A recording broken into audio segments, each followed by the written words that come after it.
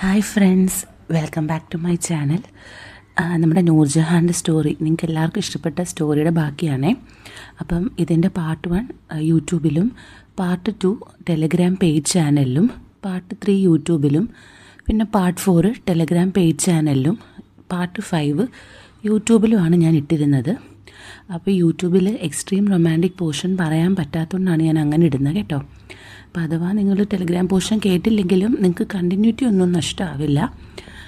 യൂട്യൂബിലുള്ള പാർട്ടിൻ്റെ link ഞാൻ description ബോക്സിൽ കൊടുത്തേക്കാം. ഇതിൻ്റെ ടെലഗ്രാം വേർഷൻ മാത്രം ഒരു മണിക്കൂറിന് മുകളിലുണ്ട്. അപ്പോൾ അത് വേണ്ടവർ എനിക്ക് മെസ്സേജ് ചെയ്യാനുള്ള ലിങ്ക് ഞാൻ കമൻറ്റ് ബോക്സിൽ കൊടുത്തേക്കാം. അവിടെ വന്ന് നിങ്ങൾക്ക് ജോയിൻ ചെയ്താൽ ടെലഗ്രാം പെയ്ഡ് പോർഷന് നിങ്ങൾക്ക് കേൾക്കാം. അപ്പോൾ നമുക്കിപ്പം പാർട്ട് 6 കേൾക്കാം. എന്ത് പറ്റിയിടാ, എൻ്റെ മോൻ എന്ത് പറ്റി? അവൾ വരെ ആർദ്രമായി ചോദിച്ചു. അവൻ മെല്ലെ കണ്ണുകൾ തുറന്നു അവളുടെ മുഖത്തേക്ക് നോക്കി. ഒന്നുമില്ലുമ്മ എന്ന് വളരെ തണുത്ത സ്വരത്തിൽ പറഞ്ഞു. നൂർജഹാൻ വിശ്വസിച്ചില്ല. അവൾ തൻ്റെ കൈ നീട്ടി അവൻ്റെ നെറ്റിയിലും കഴുത്തിലും തൊട്ടു നോക്കി. പനിയൊന്നും ഇല്ലല്ലോടാ, ഇനി നല്ല തലവേദനയാണോ? അവൾ ആകുലതയോടെ ചോദിച്ചു. ഒന്നുമില്ലെന്ന് പറഞ്ഞില്ലേ? അല്പം അലോസരതയോടെയും ദേഷ്യത്തോടെയുമാണ് അവൻ അത് പറഞ്ഞു തീർത്തത്. അവൻ്റെ ആ പെട്ടെന്നുള്ള ആക്രോശിക്കൽ കേട്ടപ്പോൾ അവളുടെ ഉള്ളൊന്ന് വിങ്ങി. അവൾക്ക് വല്ലാത്ത സങ്കടം വന്നു.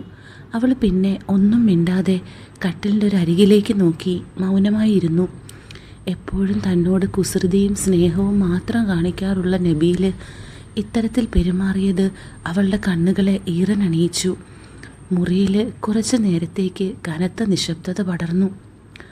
ഒടുവിൽ ആ മൗനം ഭേദിച്ചുകൊണ്ട് നബീൽ തന്നെ കട്ടിലിൽ എഴുന്നേറ്റിരുന്ന് വിക്കി ചോദിച്ചു. ഉമ്മ വേറെ കല്യാണം കഴിക്കാൻ പോവുകയാണോ? അത് കേട്ടതും അവൾ ഒരു നിമിഷം ആകെ ഞെട്ടിത്തരിച്ചു പോയി. അവൾ വിശ്വസിക്കാനാവാതെ അവൻ്റെ മുഖത്തേക്ക് നോക്കി. ആര് പറഞ്ഞു നിന്നോടിതൊക്കെ? അതൊക്കെയുണ്ട് എന്ന് പറഞ്ഞുകൊണ്ട് അവൻ കട്ടിലിൽ നിന്ന് എഴുന്നേറ്റു. എന്നിട്ട് തിരിഞ്ഞു നടന്ന് ജനാലക്കരികിൽ ചെന്ന് പുറത്തേക്ക് നോക്കി നിന്നു. നൂർജഹാൻ കട്ടിലിൽ നിന്ന് എഴുന്നേറ്റ് അവൻ്റെ പിറകെ ചെന്നു. അവനെ തൻ്റെ നേർക്ക് ബലമായി തിരിച്ചു നിർത്തിക്കൊണ്ട് ചോദിച്ചു. ആരാടാ നിന്നോട് ഈ നുണകളൊക്കെ പറഞ്ഞുണ്ടാക്കിയത്? നീ സത്യം പറ. കരഞ്ഞു കലങ്ങിയ കണ്ണുകളോടെ നബീൽ അവരുടെ മുഖത്തേക്ക് നോക്കി. ഉമ്മ അറിയാതെ പിന്നെ വല്യപ്പ ഉമ്മാക്ക് വേറെ കല്യാണം നോക്കുവോ? ഇല്ല, ഉമ്മയ്ക്കെല്ലാം അറിയാം. ഉമ്മ ഇത് എന്നിൽ നിന്ന് മനഃപൂർവ്വം മറച്ചു വെക്കുന്നതാ. അവൻ്റെ ശബ്ദം സങ്കടം കൊണ്ട് ഇടറുന്നുണ്ടായിരുന്നു. അവൻ്റെ ആ കരച്ചിലും വാക്കുകളും കേട്ടപ്പോൾ നൂർജഹാനും സ്വയം നിയന്ത്രിക്കാനായില്ല. അവളുടെ കണ്ണുകളിൽ നിന്നും കണ്ണീര് ധാരധാരയായി ഒലിച്ചിറങ്ങി. എൻ്റെ പൊന്നു മോനെ, ഈ ഉമ്മ അങ്ങനെ ചെയ്യുവോടാ? നീയാണ് സത്യം. ഞാൻ ഇതൊന്നും അറിഞ്ഞിട്ട് കൂടിയില്ലടാ. അവൾ വിങ്ങി പൊട്ടിക്കൊണ്ട് പറഞ്ഞു.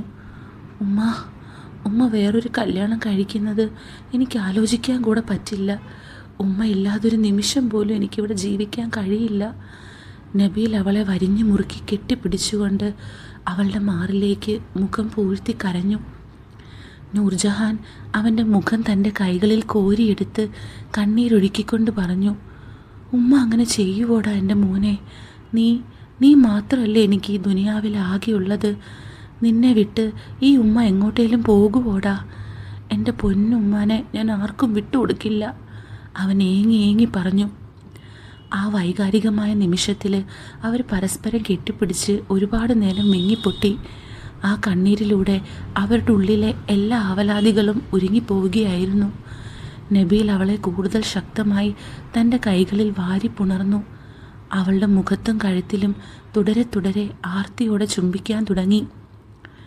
തനിക്ക് എന്നേക്കുമായി നഷ്ടപ്പെട്ടു പോയെന്ന് കരുതിയ തൻ്റെ പ്രാണൻ തിരികെ കിട്ടിയതുപോലെയുള്ളൊരാവേശമായിരുന്നു അവനപ്പോൾ. സ്വന്തം മകന് തന്നോടുള്ള അളവറ്റ സ്നേഹവും കരുതലും തിരിച്ചറിഞ്ഞപ്പോൾ നൂർജഹാൻ്റെ ഉള്ളിലും അവനോടുള്ള ഇഷ്ടം 10 മടങ്ങ് വർദ്ധിച്ചു. ആ സ്നേഹോഷ്മലമായ അന്തരീക്ഷം മെല്ലെ കാമോഷ്മലമായ വന്യവികാരത്തിലേക്ക് വഴിമാറാൻ തുടങ്ങി. അവൻ്റെ ശ്വാസഗതിയുടെ വേഗത കൂടി. അവൻ്റെ കൈകൾ അവളുടെ വെള്ള ചുരിദാറിന് മുകളിലൂടെ ദേഹാസകലം വന്യമായി തഴുകാൻ തുടങ്ങി. എൻ്റെ പൊന്നു മോനെ എന്നും വിളിച്ച് അവളും അവനെ വരിഞ്ഞു മുറുക്കി. അന്തരീക്ഷത്തിൽ കാമത്തിൻ്റെ ലഹരി പൂർണ്ണമായി പ്രകടമായിരുന്നു. അവർ പരസ്പരം കെട്ടിപ്പിടിച്ചുകൊണ്ട് കട്ടിലേക്ക് മറിഞ്ഞു വീണു. ആ പുതപ്പിന് മുകളിലൂടെ അവർ വികാരത്തിൻ്റെ ആവേശത്തിൽ ഉരുണ്ടു മറിഞ്ഞു. പിറ്റേന്ന് വലിയ ആവേശത്തിലാണ് നബീൽ ഉറക്കമെണീറ്റത്. ഇന്ന് നൂർജഹാൻ്റെ വിലക്ക് പൂർണ്ണമായി തീരുന്ന ദിവസമാണ്. ഇന്ന് അവൾ പൂർണ്ണമായും തൻ്റെ കൈകളിലേക്ക് തിരികെ വരും എന്ന ചിന്ത ഉണർന്നപ്പോൾ തന്നെ അവൻ്റെ ഉള്ളൊന്ന് കുളിര് കോരി. അവൻ ഒട്ടും സമയം കളയാതെ വേഗത്തിൽ എഴുന്നേറ്റ് പ്രഭാത കൃത്യങ്ങളൊക്കെ വളരെ പെട്ടെന്ന് തന്നെ പൂർത്തിയാക്കി താഴത്തെ നിലയിലേക്ക് നടന്നു വന്നു. ഉപ്പുപ്പയും ഉമ്മുമ്മയും എപ്പോഴേ ഭക്ഷണം കഴിച്ചു കഴിഞ്ഞ് അവരവരുടെ കാര്യങ്ങളിൽ മുഴുകിയിരുന്നു. അവൻ നേരെ അടുക്കള ഭാഗത്തേക്ക് നടന്നു ചെന്നു. അവിടെ അവൾ തലേ ദിവസത്തെ പാത്രങ്ങളും മറ്റും കഴുകി വൃത്തിയാക്കുമായിരുന്നു. തിരിഞ്ഞു നടന്നു വരുന്ന അവൻ്റെ മുഖത്തെ ആ പ്രത്യേക തിളക്കവും കള്ളച്ചിരിയും കണ്ടപ്പോൾ തന്നെ അവൾക്ക് കാര്യം കൃത്യമായി മനസ്സിലായി.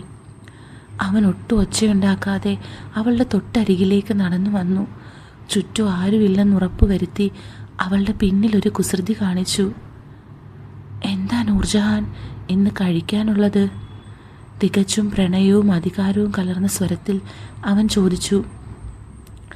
അവൻ്റെ ആ സംസാരവും പെരുമാറ്റവും കേട്ടതും അവൾ കഴുകിക്കൊണ്ടിരുന്ന പാത്രം വശത്തേക്ക് വെച്ച് വലിയ കണ്ണുകളോടെ അവനെ ഒന്ന് നോക്കി.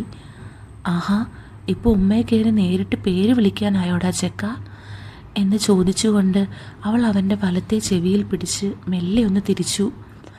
അവൻ വേദന അഭിനയിച്ചുകൊണ്ട് അവളുടെ മുഖത്തേക്ക് കൂടുതൽ അടുത്തു.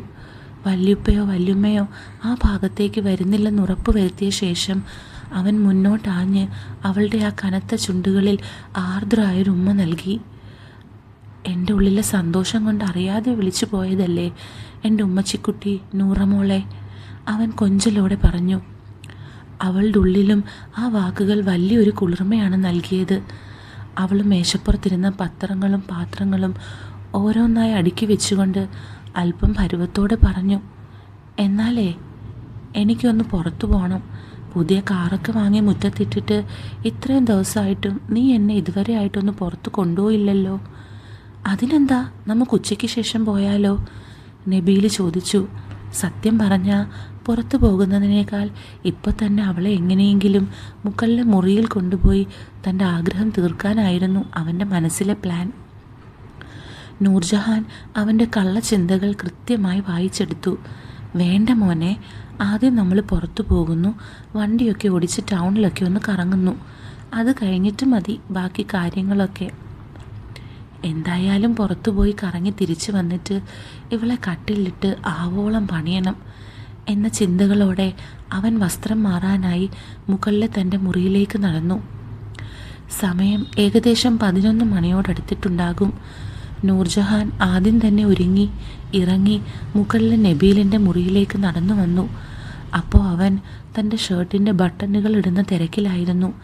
വാതിൽ തുറന്ന് അകത്തേക്ക് വന്ന നൂറയെ കണ്ടതും അവൻ ഒരു നിമിഷം അമ്പരപ്പോടെ നോക്കി നിന്നു. പൂർണ്ണമായും കറുത്ത പർദ്ദ ധരിച്ചായിരുന്നു അവളുടെ വരവ്. എന്താ ഉമ്മ ഈ കടുത്ത വെയിലത്ത് ഈ വേഷത്തിൽ ഇറങ്ങുന്നേ? അവൻ അല്പം നിരാശയോടെ ചോദിച്ചു. അതിനെന്താടാ ഇതിന് കുഴപ്പം? അവൾ തൻ്റെ വശങ്ങൾ ശരിയാക്കിക്കൊണ്ട് ചോദിച്ചു. അതല്ല, പുറത്തൊക്കെ പോകുമ്പോൾ എല്ലാവരും നല്ല ഭംഗിയുള്ള നല്ല ചേലുള്ള ചുരിദാറോ സാരിയോ ഒക്കെ അല്ലേ ധരിക്കാറുള്ളത്, അതുകൊണ്ട് ചോദിച്ചതാ, അവൻ പറഞ്ഞു. ഇതൊക്കെ മതിയടാ, ഞാൻ നിൻ്റെ കൂടെയല്ലേ പോകുന്നത്. അതുമല്ല, എനിക്കങ്ങനെ പുറത്തു പോകാൻ മാത്രം വലിയ മോടിയുള്ള ഡ്രസ്സുകളൊന്നും ഈ വീട്ടിലില്ലടാ. അവൾ നേർത്തൊരു നിശ്വാസത്തോടെ പരിഭവം പറഞ്ഞു. അത് കേട്ടപ്പോൾ അലിയുടെ ഉള്ളിലൊരു സങ്കടം തോന്നി. എന്നാൽ പിന്നെ ഇന്ന് നമുക്ക് ടൗണിൽ പോയി ഉമ്മയ്ക്കിഷ്ടമുള്ള അത്രയും നല്ല നല്ല വസ്ത്രങ്ങളൊക്കെ വാങ്ങാം, അവൻ ഉറപ്പിച്ചു പറഞ്ഞു. മുറിയിൽ നിന്നും താഴേക്ക് ഇറങ്ങുന്നതിന് മുൻപ് നബീൽ അവളുടെ അടുത്തേക്ക് ചെന്ന് ആ കറുത്ത പർദ്ദയ്ക്ക് മുകളിലൂടെ അവളെ വരിഞ്ഞു മുറുക്കി ശക്തമായി കെട്ടിപ്പിടിച്ച് അവളുടെ ചുണ്ടുകളിൽ ചുംബിക്കാൻ ആഞ്ഞു. ഈ ചെക്കൻ ഒട്ടും ക്ഷമയില്ലല്ലോ. അവൾ അവനെ തൻ്റെ കൈകൾ കൊണ്ട് മെല്ലെ തള്ളി മാറ്റിക്കൊണ്ട് ചിരിയോടെ പറഞ്ഞു. ബാക്കി കാര്യങ്ങളൊക്കെ നമ്മൾ പുറത്തു പോയി തിരിച്ചു വന്നിട്ട് പോരേടാ മോനെ. ഇപ്പോൾ വല്യുപ്പയും ഉമ്മുമ്മയും താഴെ കാത്തിരിക്കുന്നുണ്ടാവും. അവർ രണ്ടുപേരും വസ്ത്രങ്ങളൊക്കെ ഒതുക്കി നേരെ താഴത്തെ നിലയിലേക്ക് ഇറങ്ങി വന്നു. സിറ്റ് ഔട്ടിലിരിക്കുകയായിരുന്ന ഹാജിയോടും ഉമ്മുമ്മയോടും ടൗൺ വരെ പോയി വരാമെന്ന് പറഞ്ഞ് യാത്ര ചോദിച്ചു. ഹാജിയാർ ഒരു പുഞ്ചിരിയോടെ അവരെ യാത്രയാക്കി. വലിയൊരു ആവേശത്തോടെയും മനസ്സിൽ ഒളിപ്പിച്ചു വെച്ച വന്യമായ ആഗ്രഹങ്ങളോടെയും അവർ പുതിയ കാറിലേക്ക് കയറിയിരുന്ന് യാത്ര തിരിച്ചു.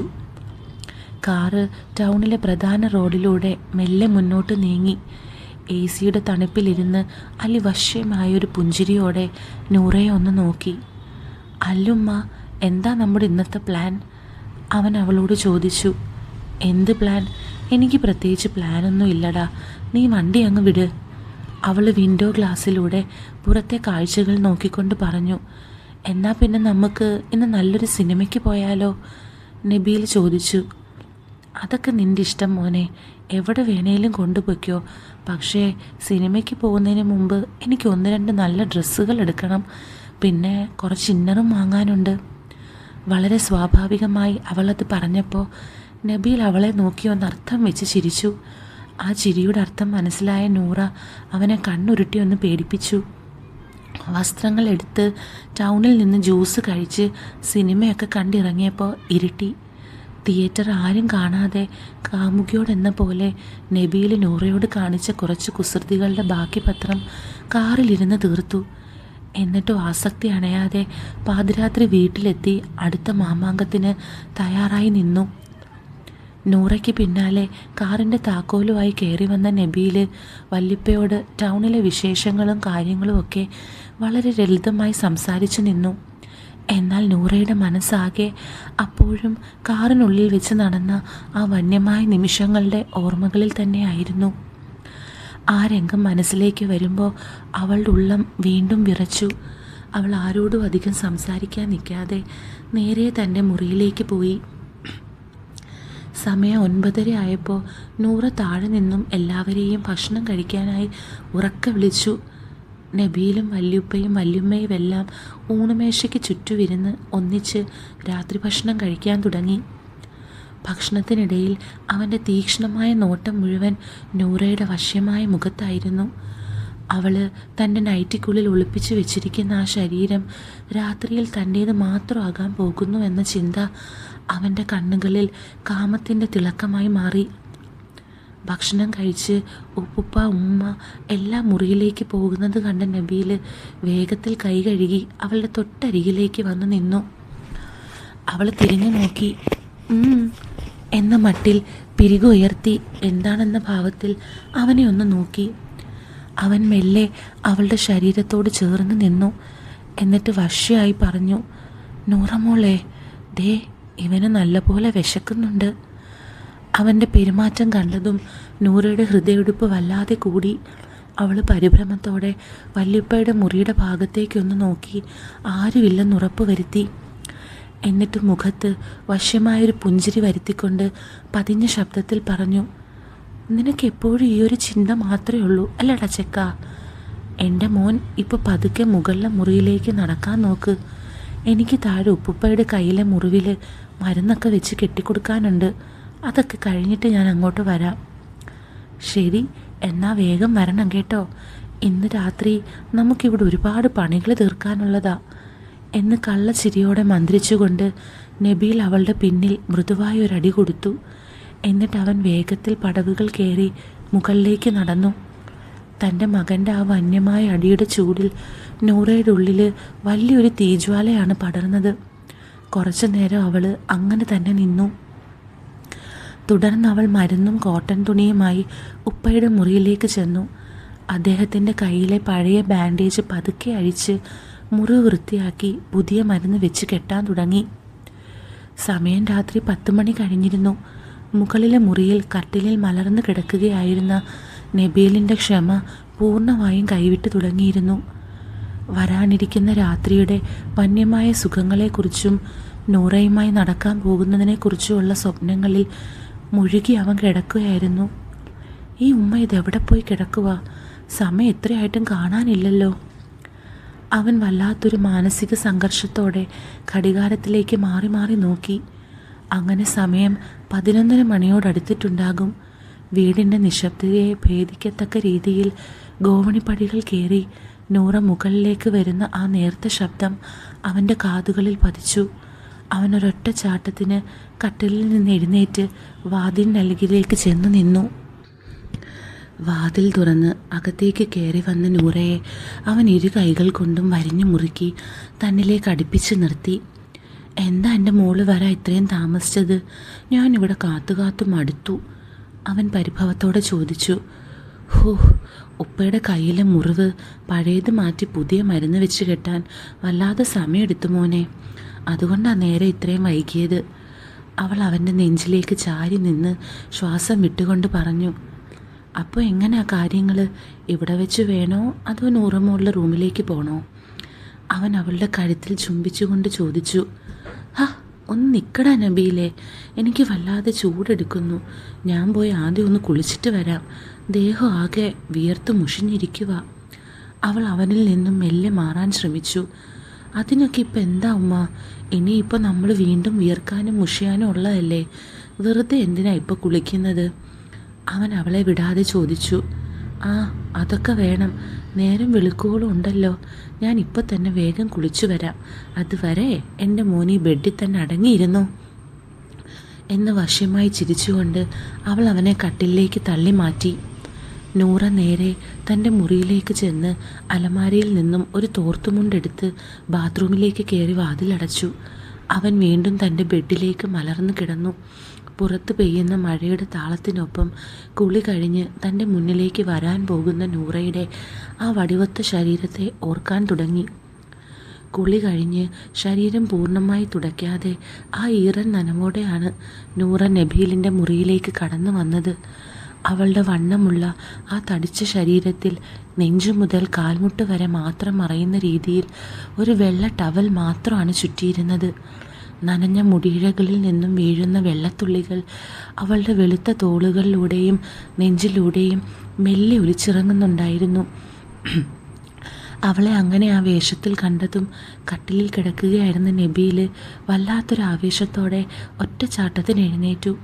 അവന് തൻ്റെ കണ്ണുകളെ വിശ്വസിക്കാൻ കഴിഞ്ഞില്ല. വാവ്, നൂറമോളെ, നിന്നെ ഇങ്ങനെ കാണാൻ എന്തൊരു ഭംഗിയാ! അവന് അത്ഭുതത്തോടെയും കൊതിയോടെയും അവളുടെ ശരീരത്തിലേക്ക് കണ്ണുകൾ പായിച്ചുകൊണ്ട് പറഞ്ഞു. വാതിലിൽ ചാരി നിന്ന് തൻ്റെ മകൻ്റെ ചൂടുന്നുള്ള നോട്ടം ആവോളം ആസ്വദിച്ചുകൊണ്ട് നൂർജഹാൻ ഒരു മനോഹരമായ കള്ളച്ചിരി ചിരിച്ചു. ആ ഈറൻ തണുപ്പിലും അവളുടെ കണ്ണുകളിൽ കാമത്തിൻ്റെ തിളക്കമുണ്ടായിരുന്നു. എൻ്റെ മോൻ ഇപ്പോൾ വരണ്ട, കൃത്യം ഒരു 5 മിനിറ്റ് കഴിഞ്ഞ് പതുക്കെ എൻ്റെ റൂമിലേക്ക് വാ എന്ന് വളരെ താഴ്ന്ന സ്വരത്തിൽ മന്ത്രിച്ചുകൊണ്ട് അവൾ തിരിഞ്ഞു നടന്നു.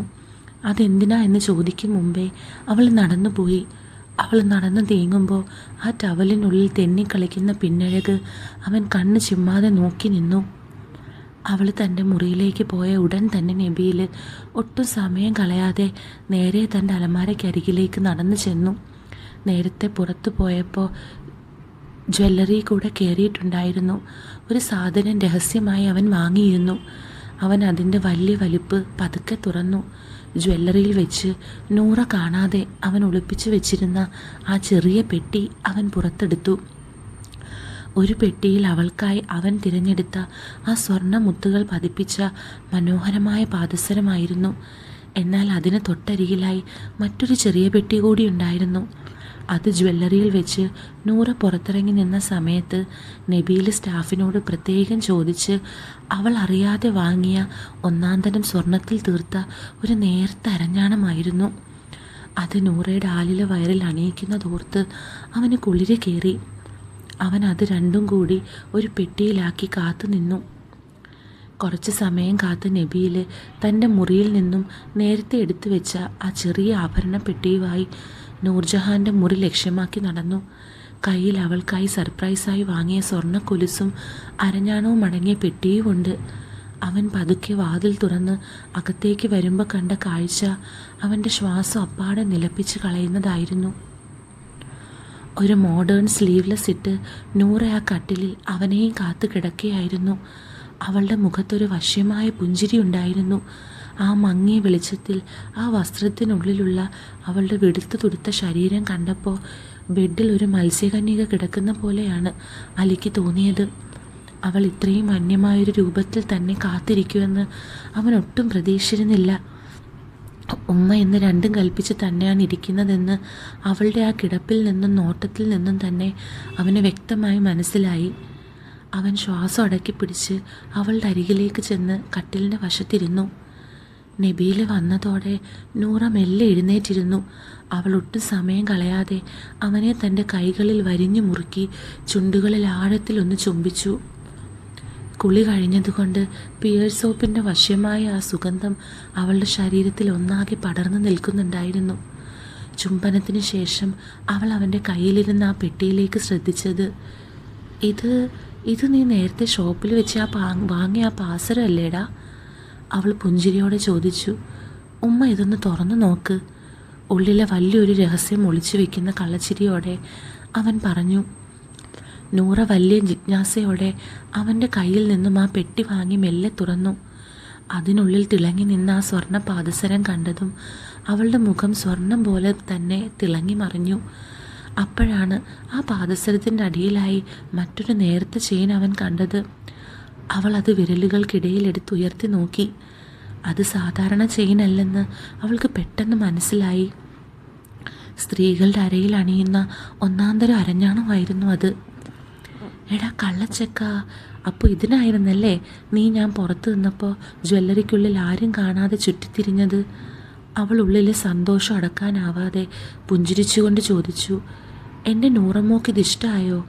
അവൻ കൊതിയോടെ തിരക്കി. അവൾ മറുപടിയൊന്നും പറയാതെ ആഹ്ലാദത്തോടെ എന്ന് മൂളി. അവൻ്റെ ചുണ്ടുകളിൽ ആർദ്രമായൊരു ചുംബനം കൂടി സമ്മാനിച്ചു. അവൻ ആ 2 ആഭരണങ്ങളും തൻ്റെ കയ്യിലെടുത്തു. ഇതിലേതാ എൻ്റെ മുത്തിന് ആദ്യം അണിയിക്കേണ്ടത്? നീ ഇത്രയും കഷ്ടപ്പെട്ട് വാങ്ങിയതല്ലേടാ, അപ്പോൾ നീ തന്നെ തീരുമാനിച്ചാൽ മതി. അവൾ തൻ്റെ ബെഡിലേക്ക് വീണ്ടും ചാഞ്ഞുകിടന്ന് പറഞ്ഞു. അവൻ ആ സ്വർണ്ണ അരിഞ്ഞാണം മെല്ലെ കട്ടിലെടുത്ത് വെച്ചു. എന്നിട്ട് സ്വർണ്ണ പാദസരം കയ്യിലെടുത്തുകൊണ്ട് പറഞ്ഞു, എന്നാൽ പിന്നെ നമുക്കിതാദ്യം അണിയാം. അവൻ അവളുടെ ഇടത് കാൽപാദം പതുക്കെ എടുത്ത് തൻ്റെ മടിയിലേക്ക് വെച്ചു. കുളിച്ചു വൃത്തിയായ അവളുടെ ആ കാൽപാദം വല്ലാത്തൊരു ഭംഗിയുള്ളതായിരുന്നു. വെളുത്തു തുടുത്ത കാൽക്കുഴയും വെള്ള നഖങ്ങളും നിറഞ്ഞ ആ പാദത്തിലേക്ക് നോക്കി അവൻ ആ സ്വർണ്ണ കൊലുസ് മെല്ലെ അണിയിച്ചു കൊടുത്തു. എന്നിട്ട് ആ സ്വർണത്തിൻ്റെ തിളക്കത്തിനിടയിലൂടെ അവളുടെ കാൽപാദത്തിൽ തുടരെ തുടരെ ചുംബിച്ചുകൊണ്ട് പറഞ്ഞു, എന്തൊരു ഭംഗിയാണ് നൂറമോളെ നിൻ്റെ ഈ കാലുകൾ കാണാൻ. അവൻ ആ കാൽവിരലുകളിൽ ചുംബിക്കാൻ തുടങ്ങി. അപ്പോൾ നമ്മുടെ ഈ സ്റ്റോറിയുടെ ബാക്കി ഒരു ചെറിയൊരു പോർഷനുണ്ട്. അത് ടെലിഗ്രാമിലായിരിക്കും ഇടുന്നത്. അത് ഞാൻ ഇന്നോ നാളെയോ ടെലിഗ്രാമിലിടും. അപ്പോൾ അത് കേൾക്കാൻ താല്പര്യമുള്ളവർക്ക് മെസ്സേജ് ചെയ്യാനുള്ള ലിങ്ക് ഞാൻ കൊടുത്തേക്കാവേ. അപ്പോൾ നമുക്ക് പുതിയൊരു സ്റ്റോറിയായിട്ട് വീണ്ടും കാണാം. With love, Aleena.